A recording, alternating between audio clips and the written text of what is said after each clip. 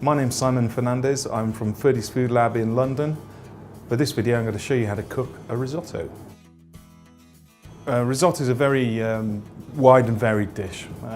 People like to put all sorts of different things in it, like broad beans and pancetta, wild mushrooms. And in this video I'm going to show you how to make seafood risotto.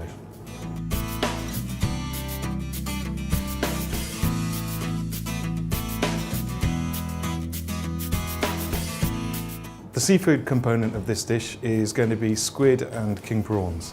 One of the things with king prawns is that you need to devein them, and for the squid we need to check for a flight of bone in its back, and we need to remove that. The simplest way to devein a king prawn is to butterfly it and run your knife along the inside curve of the prawn and remove the intestinal tract, which is what it is. With squid, one of the important things is to check that the quill has been removed. Often with squid tubes, it's already been done for you, so you don't have to worry, but it doesn't hurt to check. Run your fingers along the inside of the tube, and then you should be able to find the quill. It's sort of a clear, plasticky looking thing. If it's not there and you can't feel it, then you're good to go. The next step is to slice your squid into rings. Now the seafood's ready, what we're going to do is put it to one side and get on with the rest of the risotto. So the first step in cooking the risotto is to cook the onions and the garlic in a little olive oil. We're going to take them to a kind of translucent colour, and then we're going to add the risotto rice. Once you've added the rice, if it looks a little bit dry, add a little bit more olive oil. Add half the wine, you'll get a big burst of alcohol. Let that burn off and keep going until the wine is almost completely gone. Add the remaining wine and repeat the process until the wine is absorbed. The next stage is to do the same thing with the stock. We're going to do it in 3 stages. We're going to add a third, let it reduce and absorb, and then we're going to repeat the process until we've used up all of the stock.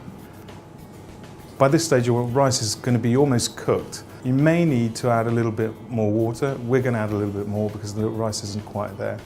For me, the most important thing with risotto, especially a seafood risotto, is for the seafood to be perfectly cooked. For squid, it shouldn't really be more than 1 or 2 minutes in the rice, and for the prawns, the same kind of times, 2 to 3 minutes maximum. So now's the time to put them in when the rice is almost cooked, and mix it all together.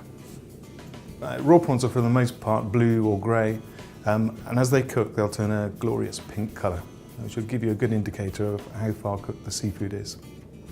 At this point we're almost done, so what we're going to do is add the parmesan into the risotto and mix it in to give it a nice smooth flavour. The last stage of the risotto is to give it a beautiful sheen, and the way to do that is to mix in a little butter. Sprinkle the butter on top and fold it in to the risotto.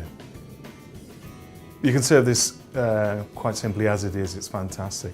What I'm going to do is I'm going to garnish it with a little saffron mayonnaise and a couple of touches of red chilli, just to bring the colour out.